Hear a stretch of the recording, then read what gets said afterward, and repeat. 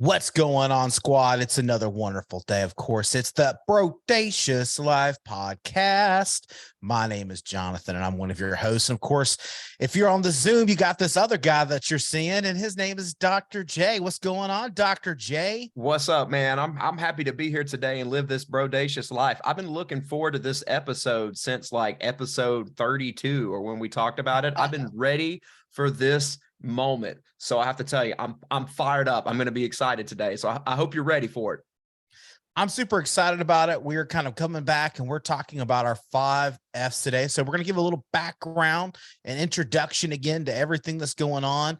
My name is Chef Jonathan. I'm an executive chef. I'm a lover of all things food, as I always like to say. I'm a big boy. I like to eat. I love my family. I have 6 kids. We live on a 12-acre homestead.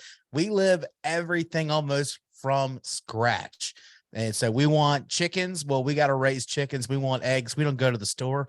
We grow our eggs. So everything for us is about a farm to table lifestyle. And that's just what we love. What about you, Dr. J? Hey, look, my name's Dr. J. I live in a big city. I love Starbucks. I love walking through skyscrapers. And DoorDash to me is beautiful. DoorDash and Grubhub. I own a real estate investment company, and I hunt for all my food too at the local Publix. Same concept. I just walk into my yard. You go down the road to the store. That's it. You got it. You got it. But our story's pretty cool, isn't it? It is. We're 2 brothers, who live, we work, and we think differently. But we've learned through the years that it comes down to it. We both want the same things in life. Yeah, I mean, with the pandemic in full swing, we've been watching like so many of our friends, they started to dislike each other due to like the social climate. And we just started having conversations and discovering what really matters. And after all, if you live one way and I live another way and we've become friends, surely there's hope in America for that. Like we think we both discovered that America is big enough for both of us. It's big enough for both of us. It is. And that's the whole point of America, is that 2 people can have absolutely, we could be politically different or even religiously different for that matter, and still live bodaciously side by side, through these conversations, countless interviews and discussions with our peer groups. We've uncovered a blueprint to a happy life. We realize that happiness in life, it's simple. If one chooses to design their life and keep points in mind, we call this happy life a brodacious life. We realize that if we could come together, find happiness, and have conversation, anyone can, if they just give an F about their life. I love that. We'll give 5 Fs about their life. The 5 Fs are the pillars to a great life. And this show is dedicated to helping people discover, implement, and live bodaciously in 5 key areas. And those areas are faith, family, freedom, finance, and fun. In episode 31, we kind of laid out the framework to the 5 Fs. Let's talk about those 5 Fs, if you will, and what all that means. So let's kind of break it down to, overall, the bottom part of our, pyramid, if you will, because if you imagine these 5 Fs, they're on a pyramid. If you could see the power of the pyramid on YouTube, you can see me make the pyramid on my forehead. The base of that is faith. And a big portion of that for me is I've grown a lot in my faith this year. I've learned to trust God more. I've made a big career change this year, which took a lot of faith to do. I've always been an executive chef of the restaurants for the last 12 years. And to really jump out on my own and do something completely out of my comfort zone has been so rewarding. And it's because I trusted God to just kind of take care of things. I didn't have to worry about it. God's just going to take care of it. The next part of that is my family. With my family, they've endured a lot over the years. I've had to work a lot of hours. I've worked many 90-hour weeks. Even when I come home, I'll be honest with you, during that time, I just wasn't a good parent. I was almost like an absentee dad because I was a zombie. So I feel like I've made great strides this year. My new job's allowed me to be a soccer coach and be the dad on the sidelines. And, my son's in a band, so we get to go sit up in the front row and cheer and embarrass him. It's been awesome while he strings that guitar and sings. The next part is freedom. And freedom's been a big part of this as well. Because, where I was a year ago is that I was going through mental depression and anxiety and having all of these different issues.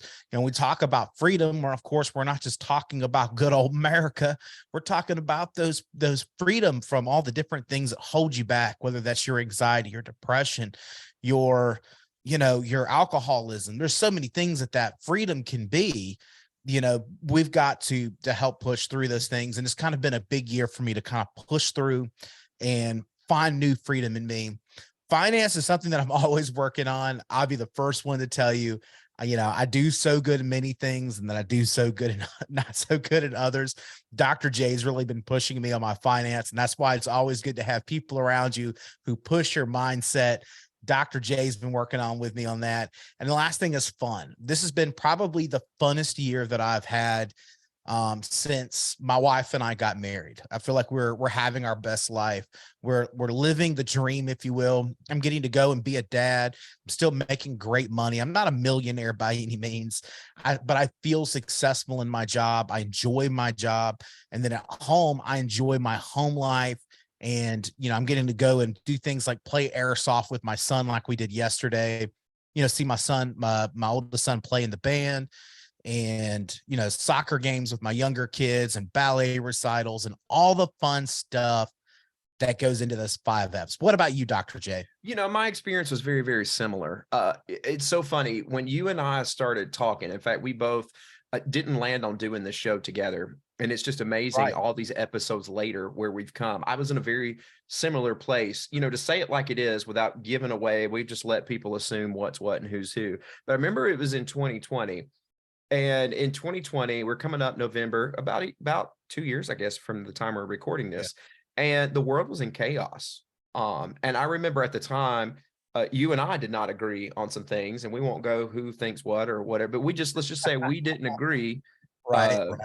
On the state of the world and where it was headed. But what I found fascinating is as we were sitting around the dinner table, it was very clear that across from me was this brother of mine who ideologically saw the world differently, but yet wanted the same things I wanted.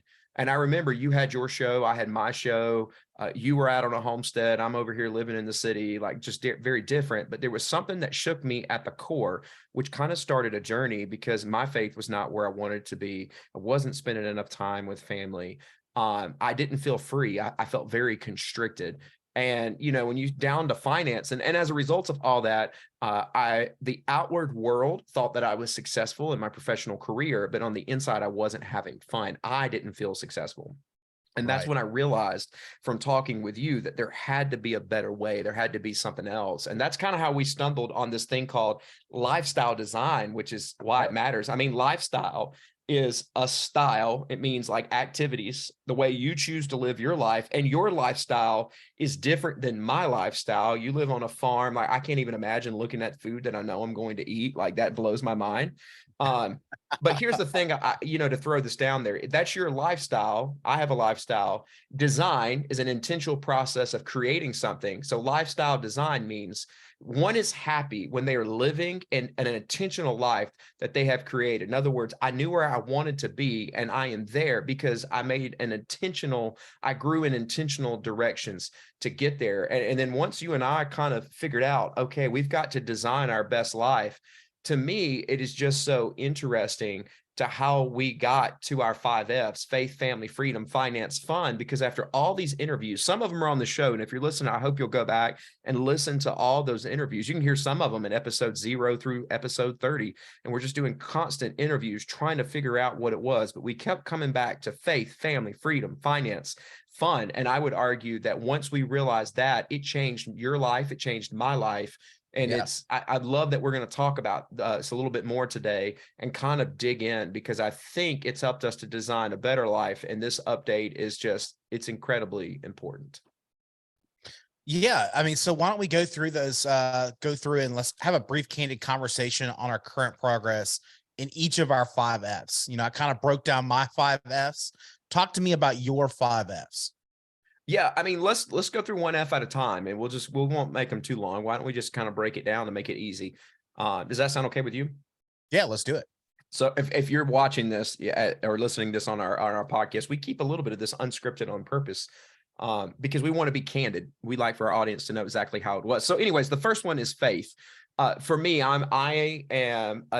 I believe in Judeo-Christian values. I believe in Jesus Christ as the Son of God. So my perspective there comes from that. Though you and I attend very different churches, I believe, kind of the same thing, but like I attend, I guess you would call it a non-denominational church. It's not a part of any denomination. I don't think that makes it better, less, or anything. Just happens to be where I go. Honestly, it's one closer to my house. There's no Jesusified reasoning behind that. It just happens to be where I ended up. But I'll say this. When we were at episode 31, I had a goal of growing in my Christian faith. And especially as we dig into some of the other F's, that F, and we've said that faith is the single most important thing because it's the glue that holds it all together. How I treat my family is determined for me by my faith.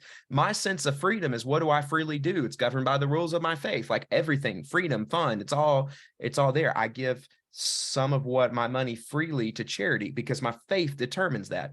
But I say all that to say, my experience has been so far in designing my life around these F's that my first F, faith, has been enriched because I have freed up time by letting go of things that don't matter, which has enabled me to spend more time in prayer or meditation.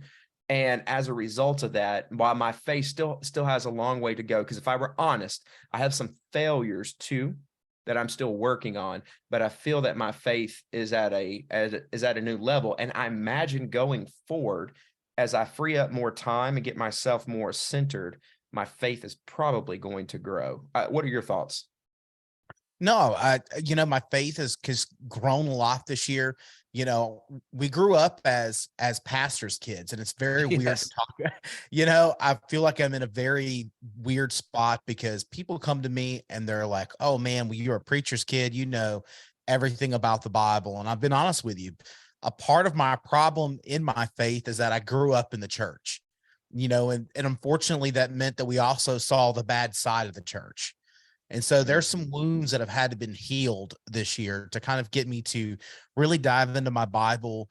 I almost get there daily. I'm not going to say I'm perfect, but I'm getting there to where I'm almost there daily. And I pray every day, but I don't always get to my Bible daily. And, I've really had to struggle with that. I've had to struggle with, what does it mean to be a Christian? And I've learned that being a Christian ultimately is a verb. And that's what I tell people, conversations that we've had in a couple of, there's conversations that happen quite often after I'm done with interviews, like you've heard with like Jason Hopkins or some of these other guys. There's probably another 30-minute conversation that went along in that, where, it was either not being recorded or maybe just kind of didn't fit in the time frame. But this is something that a lot of people struggle with in the church and outside of the church as people look in. Is that, well, what is a Christian? Well, sometimes Christians hurt people, and sometimes that includes ourselves. So part of my big F this year is kind of healing some of those wounds a little bit of being hurt by other members of the church, and really growing and understanding that that's not what God is. God is not people. The people is not, the people is the church, but doesn't necessarily mean that everyone per se is a part of that church. There's a whole nother side to it. And if I can summarize one thing about Christianity, is that you have to understand Christianity, or being a Christian, is not an adjective. It's not a noun. It's a verb. And if you're not being active, then you're not being a Christian. And those are the people that I've been trying to surround myself with. I'll just say amen. I mean, is that allowed? Like, I mean, preach it, brother chef, brother chef, brother chef. Holy Let's mac and cheese. that's right. Let's talk about family. And this is an interesting thing for me. So my family, since we recorded that episode, we've discovered that my family is growing. I'm 40 years old and about to have a baby on the way. And if I were honest, initially I was pretty scared. I mean, the thought that I'm gonna not have been a dad, I've done that twice. I've got a 14 and a 15-year-old, but my age and everything else, plays a little bit of a factor into that. But what has been interesting is that because we've been focusing so hard on living bodaciously, my focus on my family has changed everything. If I have focused, and a lot of people, if you're listening to this and you talk about designing your best life, what does it mean to live brodacious? Notice faith, family, freedom come before finance. Like I'm amen. And a lot Yeah. of people, especially with us millennial dads, we think life out of whack because we think if I just make more money, if I just put in more hours, if I just get more fame, if I just have one more trophy, if I just insert whatever it is in your thing. But over the last year, especially since May, the realization that I'm going to go 20 more years, that I've got to come here, it puts things in perspective to me. And I've been living a life of reflection where, because I've been trying to live bodaciously and I've been tracking my time in the Brodacious Life Journal, I discovered something. And this is after we recorded that episode, Chef, that even though I knew that I needed to get more time with family, I was still spending 70% of my time at work. And I'm talking about way after hours where there's no pay benefit. There's nothing. It's just me so invested in my job at the sake of family. So I'll say this is an area I'm a failure at, Chef, that I'm in now. I'm still improving because that Brodacious Life Journal has helped me. Yeah. I am starting to prioritize, not just with my words, I'm starting to devote more time to family because I realize when this whole life is over with, the thing that matters is what my children say about me. And here's what I've discovered. The team that I coach, high school band director, I probably haven't won as many trophies as I did my first 12 years. I may not have had as much national recognition, but when I come home, my kids don't call me father, they call me dad. They want to spend time with me. They want to eat with me. And this is what I've noticed too with the high school kids that I coach. The words that they've said, well, he believed in me, he spoke with me. It's really changed the atmosphere, and I have found a sense of fulfillment and less trophies, but a sense of happiness that has consumed me because I have figured out, Chef, um, that there's so much more room to improve in this area. So I don't know when we do our next update, but my plan is, my goal in the next update, that I'm going to talk about, now that I have freed up more time, how I start spending that time to invest in my children. Amen. Well, for family, for us, again, it's just like, I mentioned a year ago, it's kind of been a big struggle for me. I've come from working as an executive chef of a 5 diamond hotel. So I was working all the time. Now that we've been going through this process, it's been opening up more and more opportunities for be with my family. And I've really enjoyed it. I've been able to go to soccer games.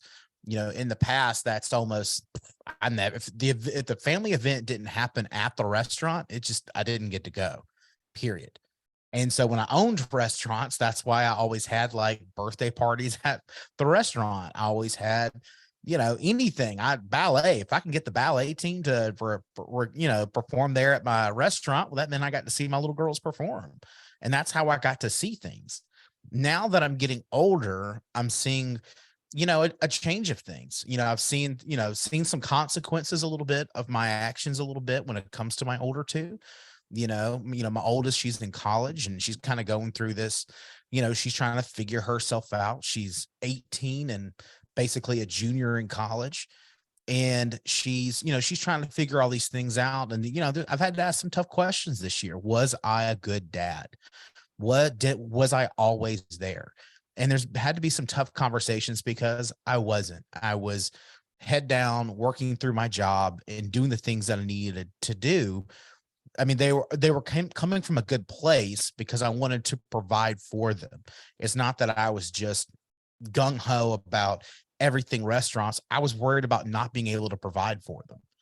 And so now that I've kind of reached that threshold of where it teeters over from, I'm having to work so much to pay, and then I'm making the pay, but it's no longer worth the money kind of thing. Now I'm kind of teetering over and saying, well, was this all worth it? I don't know. And that's why I've kind of enjoyed my new job. I took a pay cut. I make great money and I love my new job, but I took a pay cut to be able to get time back. And, for the most part, I'm home most days by 4 or 5 o'clock. I'm getting able to go to soccer games, and a lot of my kids play soccer. That's why I keep bringing up soccer. But, we're a soccer household, and I've just really enjoyed it though. You're silenced, buddy. So the Sorry about next one, that. while he gets, I- I say, If I go was just for gonna it. say, if I'm not good with technology, sorry about that. But if I was gonna say anything where I think most people our age get this wrong for men, I think it's right here too. I just want to pause before we get to the next one. I think faith sometimes is a part of it, but at least in my circle, most people I hang out with have a version of faith. But there's a disconnect between the faith says that I should be a good father and being a good father, but also balancing, because I know I personally have a need to be very successful at work, like it's built inside of me for whatever reason. And that's a huge struggle. So I would say if you're a dad, especially a millennial dad out there, give yourself a period of time, and it can't be short, maybe 90 days, that's 3 months, where you prioritize and see it, and maybe you make a little less sales commission, but do you find that your life is happier when you come home and spend it with the people that love you the most? Why spend the most time with people who aren't as invested in you as your spouse or your kids? Or if you don't have that, maybe your best friends. I mean, you've said this before, family doesn't have to be blood. Family can be the people that believe in you the most. What if you spent more time investing in those relationships? I would argue, before we get down to the next ones, just to really think about that, because I think when you're designing a life, design your life with others. I 100% agree. I think what I've been able to do this year is actually develop a lot more friendships. I've not originally, before, I really got dug deep down into the restaurant industry. It's like I had, 5 guys that we were best friends. We were best friends from like 6th grade all the way up to our mid 20s. And then going down into the chef world, it's like I split off in one direction, and now they're all still best friends, but they're all the way over here. So I've lost all of that connection and that friendship. And there's a certain point where I got where I was a year ago, where I felt like I was all alone, because I focused so hard on my work life. I focused so hard on these titles and this pay and this recognition, that I got so far down this rabbit hole that I look over and I don't have a connection with anybody. Mm. And again, I had, I guess, friends per se. I mean, I got along with all my employees. I mean, we were all kind of buddies. We all played, NFL, fantasy football together. We all had like our own little betting ring going on for football, and we had fun. But were we truly friends, or was I just kind of going through the motions of friendship? And I feel like those are two completely different things. Again, being a friend is a lot like being a Christian, in that it's being a verb. You're physically helping when someone needs help. You're being there for somebody. And that's where I Yeah. wanted to focus this year, is really diving deep into doing those things. And as I see that I'm doing that and I'm putting myself out there, I'm very kind of close guarded. I don't always let people in that kind of way. Again, some of that comes from just being hurt from other things, whether that through the church or whatever. I kind of keep my distance, and I kind of let very few people into my inner circle.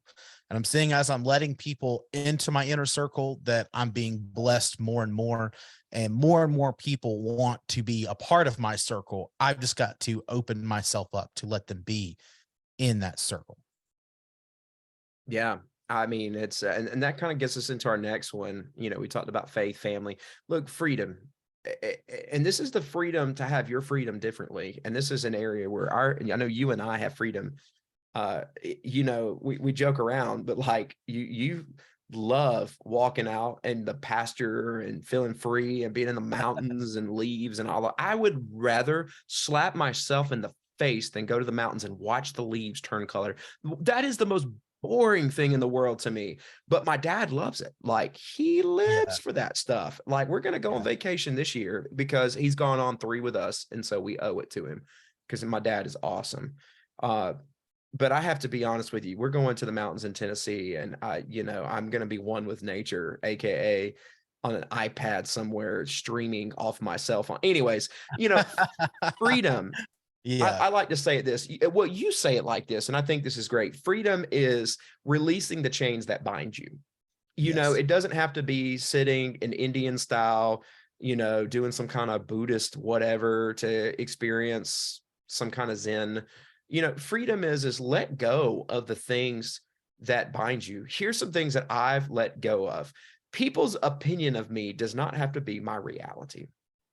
Yeah. You want to know something? It's, I got a job and I'm so, I got a job that there's a long line of successful people that have coached in this position before. And I, for the longest time, felt like I had to live up to that.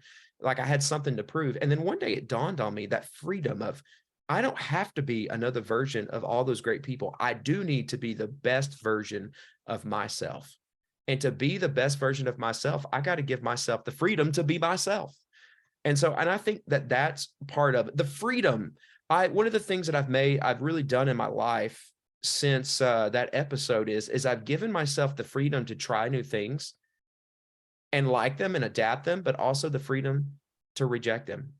Sometimes you try a food and you don't like it and you let it go, Yeah. and I have tried to try some new things. And in the process of that, I have discovered a lot of things I don't like, but I have come across some things I do like. And I will tell you this, the final thing that for freedom that has just been liberating to me, this is so nerdy. Dude, I love the smell of a fireplace. Yeah. Like, I don't know what that is about me. Maybe I'm some kind of pyromaniac or something, No, but it's primal. There's it something maybe, about it. It takes you back to like, you feel like you're like this caveman. There's something about like straight fire. You're watching it, that the hearing the crackles and the sound. I actually did my yes. senior thesis on this, and we're talking about the psychology of the fire, because it's literally the first thing that brought humans together. Is how we learned how to cook. It's how we've learned. It's how culture has happened. Culture for humans started around the fireplace. That's where we first began. There's got to be something genetically there in our brains that come to, because us men, we can't help ourselves. We see something on fire, we'll just watch it like I a love bunch it. of primal idiots. If it doesn't matter if it's our own car, we'll just kind of sit there for a minute and we'll just look at it. There's something about that look and that feel. And again, it goes back to our primal nature of, we see that fire. It's a Zen moment, because I don't know if everyone wants to go back. A lot of people, especially Christians, we struggle with this idea of even like Neanderthals and all that stuff and evolution. And I believe personally, I believe there is evolution and Christianity exist in the same sentence. And I know that's going to offend some people. Our version of time is different than God's version of time. I'm going to write a strongly worded note to your pastor. I know someone's going to have a fit about that. But what I mean by that is that, when we were first as a species getting together, or when God created us and he created Adam and he created Eve, and we were around the fire for the first time, those were the first times that we felt together. It was the first times that we felt safe. And those were probably the first times that we cooked, whether that was vegetables in the Garden of Eden or whatever it might be. Those were the first times that we felt safe. And so I feel like we're genetically inclined to fire. And that's why we like grilled foods. It's like we like seeing the fire. That's why s'mores just taste even that much better. The firm believer in this. I should write a whole 200-page book on this. I'm a firm believer in the fire. Yeah.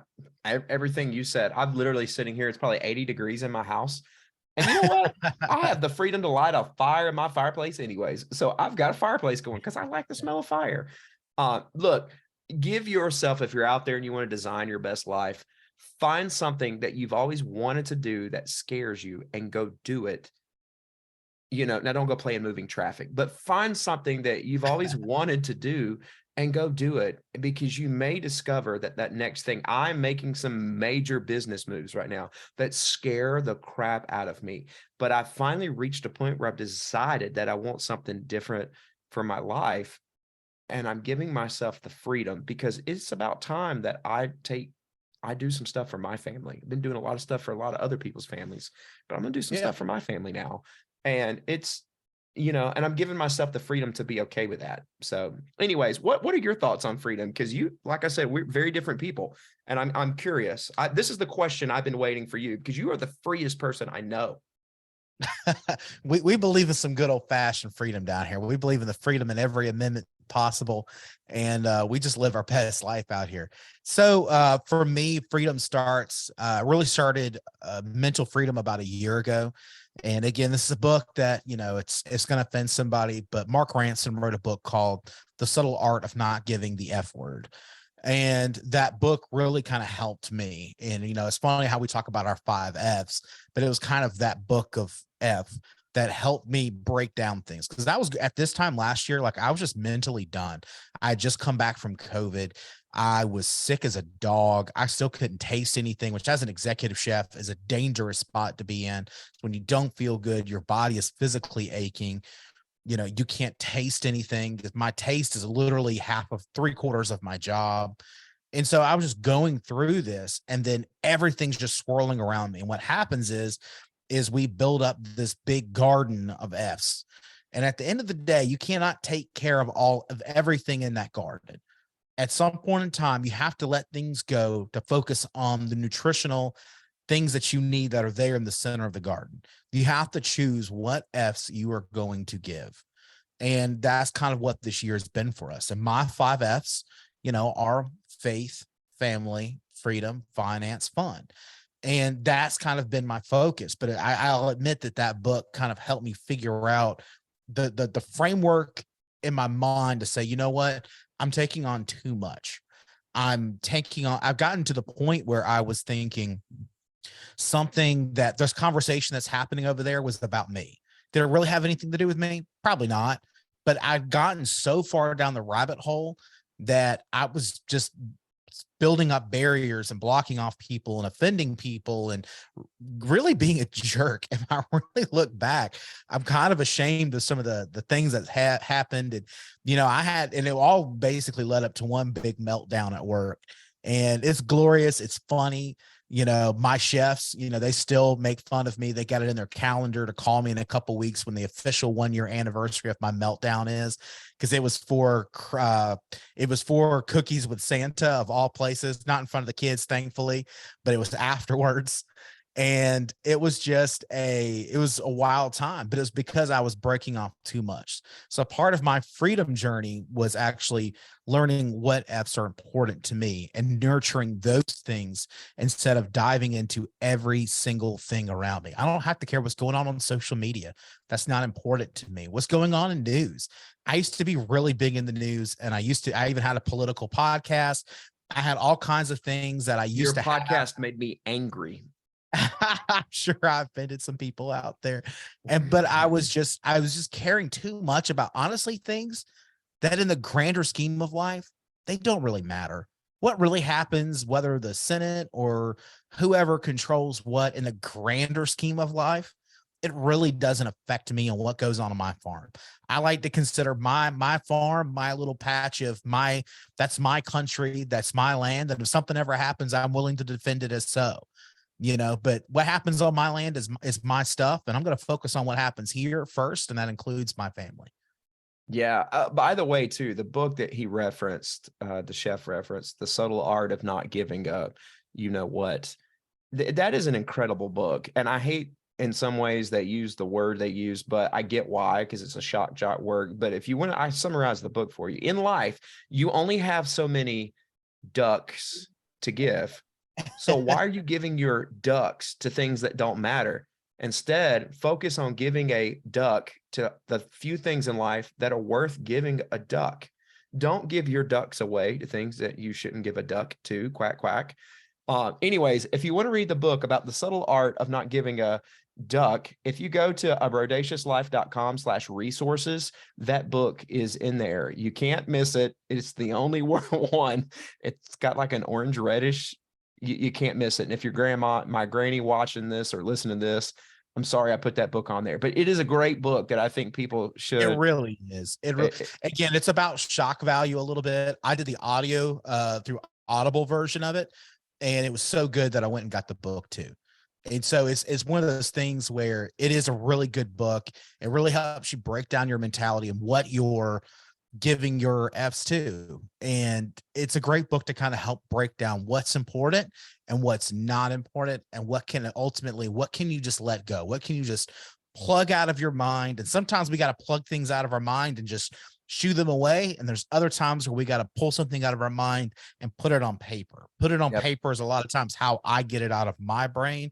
If it's really important to me, I have 10,000 of these little books that got the little blur thing going on, so you can't see it. I got 10,000 of these little notepads. I've got my iPad. I will write, I'll sketch, I'll do something. I got to get it out of my brain and into the book.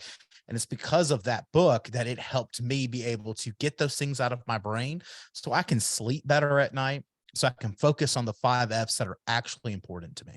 That's it. And that's the thing about designing your life for the Broadcious life. It helps you give an F about the only 5 F's that really matter. The only ducks that matter are faith, family, freedom, finance, fun. And, and speaking of that, just to kind of move us forward, let's talk about finance. I'm all into finance. I don't understand why in the college world, and I don't know if this is true for the culinary world, but when I was going through college to be a band director, we never took a course on finance, like actual usable finance, which is sad because I started watching band directors retire and realized they were all retiring okay, like it was okay, but they had put in all this time, and some of them so run down by the time they got to the end because of everything that it requires. And they had an okay life to show for it, but I started realizing that the investment they put in wasn't worth financially what was coming out on the other side. And so I think a lot of people really need to pay more attention to finance. And those of you that are listening to this that are younger, you need to start paying attention to this now. So a few years ago, I read a book, which is also on a broadciouslife.com/resources. And everyone here should go check out the book. But the book is called Rich Dad, Poor Dad by Robert Kiyosaki. I don't want to give it all away, but I read that book. Most millionaires read that book. And in reading that book, they discover what the rich people know that the poor people or the middle class people like me did not know. So I would tell you there. And then I read another book called I Will Teach You to Be Rich by Rick Samady. And in that book, it lays out a step-by-step plan to get your financial house in order. Oh my gosh, if you're watching the YouTube version right now, the chef's got a dog. Puppers is on the screen. So if you're on the podcast, you need to go watch the YouTube version right now to see Puppers. She doesn't fit in my lap. That's a big dog. Anyways, so I say all that to say, to give you the financial update, because that's the purpose. Where were we at? Because I bet a lot of people are curious because, we're in a period of recession. Most people call it that. I don't know if it's that officially. And they're wondering if all the things that we did worth it. Well, I will tell you this. So first off, if you're listening, you should 100% of you have a Roth IRA. I've been maxing out my Roth IRA. I love it. I love periods of downturn because this is where millionaires are made, because now I'm buying stock at low prices. So did it work? I can actually tell you that even with the downturn, my stocks are all in Vanguard index funds have held true. So that part has been good. I'm financially positioned in a smart place. I'll do another episode one day to talk about it for people that are interested. In addition to that, we've started a real estate LLC, preparing for those real estate investments, and shifted from one house to another house. And the final thing I will tell you, Chef, that is different is my wife and I are almost 100% debt free, even our mortgage. Like, we are sitting in a good place where if one of us became disabled, it wouldn't matter. And we've got money in the savings account. That's not to say we're well off, but it's to say that I sacrificed and did without a lot for a lot of time. I think Dave Ramsey says it this way: if you live like no one else is willing to live, you can live like no one else can live later on. And so we made a lot of sacrifices. And if you're out there listening to this and you're a younger person and you're just curious, what does the other life of that look like? Well, I'll tell you, there's freedom when you don't have to worry. I could lose my job tomorrow. My principal has nothing to hang over my head, because if he fired me tomorrow, I've got a year of cushion. I'll just live. I don't have to have a job. And then in addition to that, I have the freedom to pursue my interest in real estate. I have the freedom to do some of the other things because I paid a price for it years ago. So finance, I'll kind of pause there because I get excited about this topic because I dug that well before I needed it. And so Yeah. if you're out there, this is what I hope you, when you're designing your life, start digging your well. And for those of you that think you're so old, millennials, that you can't start now, I didn't read those books. I didn't discover them till I was already in my mid 30s. And it's made all the difference in the world in just a short amount of time. So when is the best time to invest? Yesterday. When's the second best time to invest? Today. And realize that there are only two ways people, well, three, there are only three ways you can get wealthy in America. Number one, you inherited. So if you're listening to this, you probably didn't inherit it, because if you did, why in the world should you be listening to Broadcious Life? You'd be wiping your butt with $100 bills. So you're in one of the other two categories. If you're listening to this, you either do it in the stock market or you're going to do it through real estate. They're really the only two assets in the United States that lead to true cash flow wealth. I'm investing in both. What about you, Chef? So finance for me is kind of a little bit different perspective, a little bit. I have invested as far as my homestead, and this has kind of been a long-term project for me. I still have a So cool, 401k. by the way. I have a love what you're about to share. I 401k, dig it. and I have a retirement fund, and I have a lot of those different things that I kind of dab into. I'm wanting to do some of the things that Dr. J's talking about, but also part of what I think of my retirement plan is that I want to live on a property that pays for itself. That every day I don't have to go to a Kroger or a Publix or an IGA or a Whole Foods. I'm going to live on a place where I can walk out and I can pick blueberries right off. I think you might have saw maybe an Instagram video for me where I literally just walked out, like I'm hungry, walked out, picked out a pear, and I'm just eating a pear, and that's kind of how our farm is right now. It's a blessing. We walked out and we just had like our first freeze, but I still have peppers out there. I still have green beans, basil, okra. So we're still alive and kicking. Though we're kind of getting on the back end, but we pulled sweet potatoes, what do you call them? Acorn squash, butternut squash, a lot of that stuff. So part of my retirement, I also look at as far as my property. No matter what happens, I believe that I feel like this is going to be our retirement property. So we're just going to always hold on to this and we're going to invest in it. We might downsize maybe over time as the kids leave, and maybe I don't need all 12 acres, but I have the acreage here that if I wanted to either sell off a parcel for money, I could, or I could I could sell that to my family or give that to family. We talked about my parents moving out this way, or maybe my mother-in-law, or maybe my kids. There's just different options here because the land is almost all paid for. All I have to do is pretty much pay for taxes. I'm down to less than like $30,000 of what I owe, and I could almost do that in a year. So I'm really trying to push that to hurry up and get my land and my house paid for. So again, it's a completely different perspective, I feel like, a little bit than, Dr. J has. I'm still interested in real estate financing and real estate investing. It's something that I'm interested in it's something that I got to learn more about. So I've been, listening to Eric Vogel's podcast. I've been listening to the Deeper Pockets podcast and a lot of that stuff, and I'm learning more and more about it. I'm not listening to Bigger as Pockets. Dr. Good for J. you. I'm not as smooth as Dr. J with these kinds of things. But for me, I'm a person who's, I got to invest in something mentally for 2 years, and then I kind of start to move it. Like our homestead here, even before we had this one, we had one homestead before that, but it took us almost 10 years to get to that. It took a lot of effort, research, and everything to really get what we were looking for in that property. And it went to the same thing into here. It was not just, oh, hey, look, there's some land, let's move on it. Did it have the infrastructure? Did it have what we were looking for? Does it have water for all the animals? Is it clean water? Is the house in a good spot? Is it in good condition? There's lots of things that kind of go into a good homestead. Is the soil trash? Our last property, the soil was trash. It was just like a wasteland of human junk. People just threw trash on it. We probably hauled off five or six loads of just trash that people just dumped out there, from car parts to refrigerators, you name it. And then our property here, we've really been able to kind of focus on we really go straight to it because our soil was clean. There was, other than just too much grass, which for a farmer, grass is a love-hate relationship.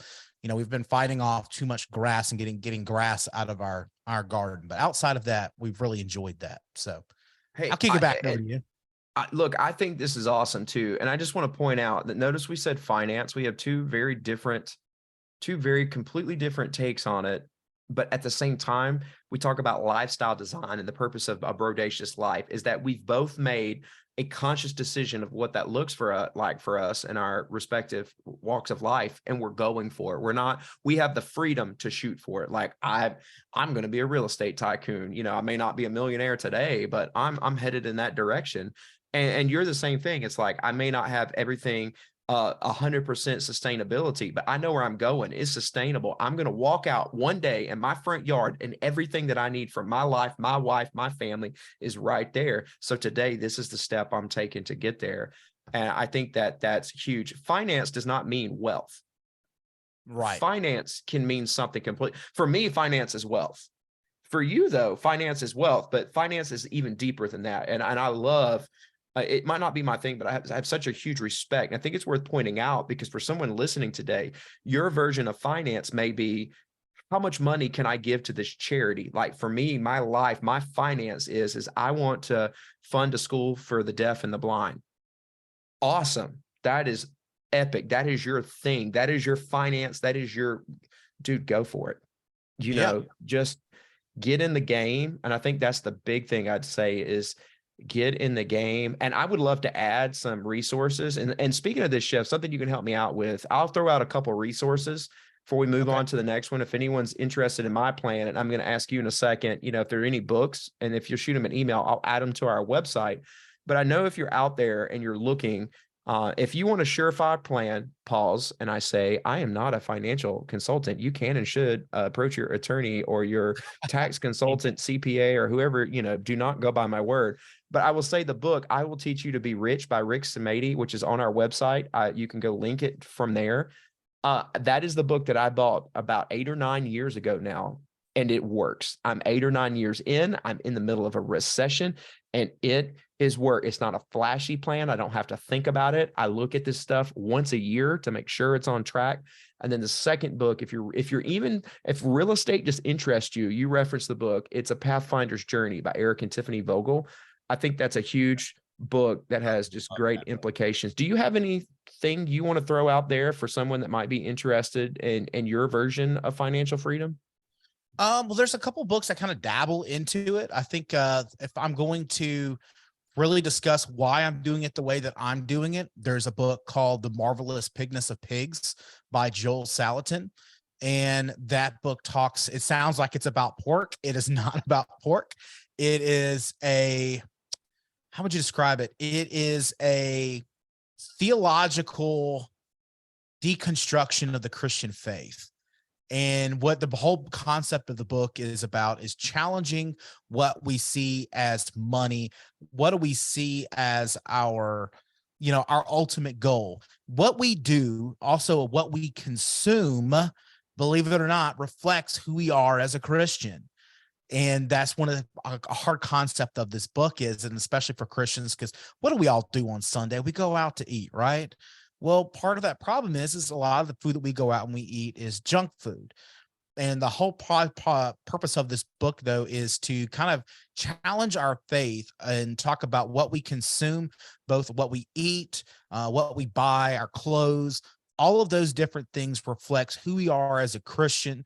And it's a great book. If you really want something that honestly, it really puts Christians in the spotlight. It kind of calls us out. Joel Salatin is one of the best farmers in America, regenerative farmer. I have multiple of his books. If you ever get into his books, they're just fantastic. They're deep. Like The Marvelous Pigness of Pigs it's theological, but it's also ethical. And it talks about his farm a little bit, the different farming practices. It's also on a broadciouslife.com/resources. I just added it for anyone that's interested. Perfect. And then it's not necessarily a book that we can put on our page, but if you're looking at how to design the part of my homestead is like, I don't want to spend all of my money on the homestead. I need the homestead to make money itself. So a big part of our thing is to get each project to kind of help break even, whether we sell baby lambs from the ewes, that kind of helps buy the feed and the stuff that we need. We keep all the rams, that's our meat. So we normally get to keep about 6 rams per year. All of that gets to go in our freezer a year later. But if you're really interested in kind of how all of that works, there's a YouTuber out there called John Siskovich. We'll put a link in the descriptions below, and you'll kind of see I've kind of framed myself after what he's done for his farm, as far as like selling off some things. And I got some other different projects and stuff. And there's I used to have a podcast that talked all about this stuff. So I kind of weirded out that I was about to reference it. And I'm like, it doesn't exist anymore, So yeah, that's a big thing for me, is getting the farm to be self-sustainable. And then from there, it's not costing me any money. And then the goal is of course, by the time I get to retirement, the property is self-sustainable. The pigs pretty much, kind of take care of themselves. They're on automatic feeders. The same thing with our chickens. We do meat chickens, but we do an all natural meat chicken. We just do them 2 times a year. So we just kind of make it suck only 2 times a year, because that's a difficult project to butcher and go down and do, which by the way, I have the record. I can do a whole chicken breakdown, whole thing, 2.5 minutes. Boom. Wow. I'm the magician. But yeah, that's kind of my pointers. And I feel like I could go down a whole rabbit hole of homesteading that I want to get into one day. I mean, that's something I focus on for a couple months in the spring. So we kind of get into garden season. And look, and this gets us to fun because it's stuff that we're in. But before we talk about the final F that's fun, I want to give you this week's quick tip, dabbing it out. So, because this has to do with fun. So I just wanted to throw in today's quick tip for those of you that didn't know. This is a little life hack for you. You ready for a life hack, Chef, that's going to change your life? I'm scared. Go for it. How many times have you been outside chilling with your friends, making those s'mores by the fire, or you've been out, I don't know, on your homestead 20 acres away or something, and you sit down, you pop open your brew or Coca-Cola or whatever it is, and you realize you're sitting on the ground and you have nowhere to sit that without it tipping over? You ready for this? Did you know? Yeah. Cup holder. Here we go. Did you know that an old shoe makes a great cup holder, that you can sit an old shoe anywhere you want, anywhere beside you, sit it down and your beverage will sit inside of it? Pro tip, you have a cup holder and you probably have one already at your house. Throw it in your bag. Boom. And it also insulates and makes for a great koozie. What's in the shoe is what might disturb my drink. Next week's quick tip, how to do away with odors. Anyways, there's your quick tip. But anyways, look, fun. For me, this is what I've noticed. If I was just to put a period or maybe an exclamation point on faith, family, freedom, finance, is that I've spent a lot of time since episode 31 trying to get that right. And I still have so far to go. I look forward to you and I doing this again in a couple months and seeing where we're at. But I've noticed that back when we made that episode, we were talking about fun, about a few things. But if you'll notice, we talked about things I did for fun. And now I'm noticing a shift. It's not fully there yet, but it's like in my mentality. And that is I have started to realize that because my life is centered around faith, family, freedom, and my finances are together, that just being alive has started to be fun. That when I come home with my family, just being here is fun. Yeah. And in doing so, I've started to ask myself some important questions. And that is, am I enough? Because I've started to get rid of all that stuff, all the things that I thought, the things that held me back, and started experiencing some freedom. And I've started to answer that question and realize that I'm enough. My family is enough. And I'm started to have more fun just being here. Like when I get done making this podcast with you, we're going to start getting our Christmas tree together. And I know it's way early, but you can all kiss my butt. I don't care. And we're going to bake cookies just like we did when we were kids, even though my kids are 2 teenagers. And man, we're going to put up a Christmas tree and we're just going to have fun being in the same room. And I'm going to see their smiles. And when I go to bed tonight, I'm going to get to look at myself and go, and today I was a good father. And man, to me, that is so much fun. What about you? So kind of along the same lines, man. It's been fun the last couple weeks. I've been able to, really enjoy in. My son's in a soccer team that specifically for homeschoolers. Uh, shout out to the counselors. That's our team. Corinthians 5:13. So that's our homeschool team. They've been accepted to play against the private schools in the area. So they've kind of been able to play in the different leagues. So it's been really fun to, as a homeschool dad, I don't get the experience per se of always getting to be in like the stands. We always kind of play on like local soccer fields and things like that. But it's been fun to kind of be in the high school stadiums and see the games from a new perspective for them. And he sees his growth. And that's really been a lot of the fun this year, is being able to the kids to experience their own growth. That's something that I've really enjoyed. My oldest son, whether that's in his soccer, his music, or the different things that he's doing, because he's an awesome kid. He's that kid of many talents. He's the jack of all trades. My oldest daughter, she's learning all these new things as an adult. She's figuring out college and growing, and she's into biomedical engineering, I believe is her major, one of her like three majors. And she's just kind of breaking it down for me, and it's way over my head.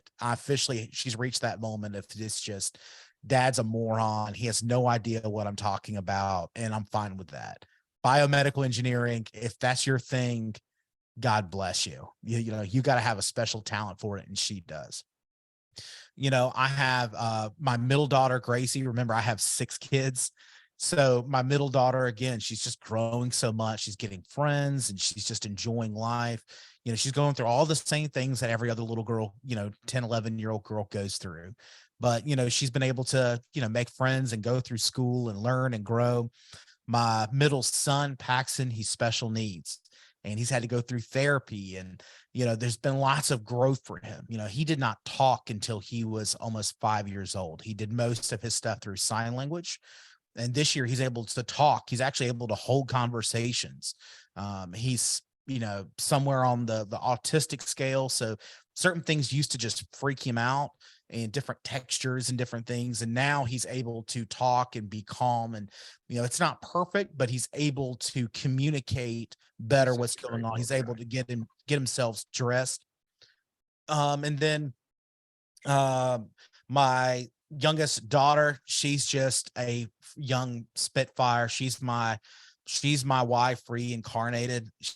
I love her to death. She's fire and fury, and love her to death. But she's learning what it is to be a little girl, and going through all that, and wanting to have friends. And she's trying to go through that thing of, I gotta feel popular and all that stuff. What's that song from? I gotta be popular. You gotta be popular. Yeah. Yeah, thanks. Thanks, Wicked. And Right. I don't know if I just lost my main card for whipping out a musical, but she's going through that phase. And then my youngest son, Tanner, he's just, I've enjoyed the fun of just being a dad of a 4-year-old, man. He's turns 4 next month, and he's just all that is fun. He's a goofball. He wants to run around, slam down, wrestle, and I've just had fun. And all of this has literally been my absolute fun. I feel like I'm having the most fun I've ever had with my wife. As crazy as that sounds, everyone talks about the honeymoon years. My wife and I were hitting our 11th year this year, and we'll be hitting our 12th in November, 12th in May. We're in November, and I feel like we're having our best year. We're going on our best dates that we've ever had. She took me out. I mean, I paid for it. We went to my favorite restaurant, and we just had fun, goofed off. We just got a round of appetizers and hung out, took a burger to go, and just had fun. We sat there for 3 hours eating on a cheese board and drinking some wine, and just living our best life, having fun, talking about all the fun, and, talking about our 5 Fs, if you will. So I can't complain, man. This literally, I promise you, no doubt, the funnest year I've had. So, and it's, just to take some action steps. If you've made it this far into the episode, which may end up becoming 2 episodes by the time we're both done with it, because I realize how long we've gone. But it's just so many important things. So these are the action steps that I hope that if you're listening, you take. Is number one, know that you can live a brodacious life, that there are so many ducks in life. Quit giving a quack quack duck to things that don't deserve your ducks. Instead, start living your life and choosing to give a duck about the only things worth giving a duck about, and that is faith, family, freedom, finance, and fun. They're 5 things. And if you design your life around those 5 things, and they have to be in that order. Faith should come first, whatever that looks like for you, listener. Family, or as Chef is so great about saying, it doesn't have to be blood family. It can be your chosen, your tribe, whatever that is. Faith, family, and then when you get there, freedom, finance, and as a result of all this stuff, it's a special kind of fun. And so I would tell you, we talked today, both of us talked about writing it down. There's the Brodacious Life Journal. If you're looking for a journal that you can start stuff, we'll give you one for free. It's a PDF version. You throw it on your iPad. If you go to brodaciouslife.com and subscribe to our free newsletter, costs you nothing. We don't send out emails all the time. I want to say we've had a newsletter now for like 2 months and have only sent out 3 emails. We don't send it unless it's important. But the first email we'll send you is a PDF copy of that for free. We don't want your money. We just know it will change your life, because you got to start writing things down. And number 3, figure out your priorities, and then try to get in them. And I would say number 5, of course, like and subscribe to this podcast, because this is what we talk about on A Brodacious Life is faith, family, freedom, finance, and fun. And you're always getting it from 2 dudes who are brothers, but do not see the world differently. We won't go into it, but whether you're attend a church like one or attend a church like the other, or maybe you don't attend church, or maybe you're some other religion, this is a great place to come for some inspiration. If you're a Republican, you can come here. Somebody's a Republican on this show. If you're a Democrat, come here. Somebody's a Democrat on this show, conservative, liberal. You have no idea. I challenge you to listen to these episodes though, and see if you can figure out which one is best, because here's what we've discovered. We've discovered that when you live your life the right way, all the things that society says should tear you apart actually won't, because the truth of the matter is we all have much more in common than we realize, because we all want faith, we all want family, we all want freedom, we all want to have our finances, and we all want to have fun. And just keep listening, because we're looking forward to coming together. Amen, brother. Well, thank you so much. Thank you guys for hanging out. And like you said, make sure you take your action steps. And of course, make sure you like, you subscribe, leave your comments down below. And a big thing for us is, we want to learn more about you. So tell us about your 5 F's in the comments down below. Let us know what your 5 F's are. What's important to you? Tell us about your faith, your family, your freedom, finance, fun. What are you having fun? What are you doing these holidays for fun? Let us know. We're looking forward to having you again on our podcast. Again, this is A Brodacious Life. My name is Jonathan. That's Dr. J over there. And we're super proud that you're here, and you have a blessed week.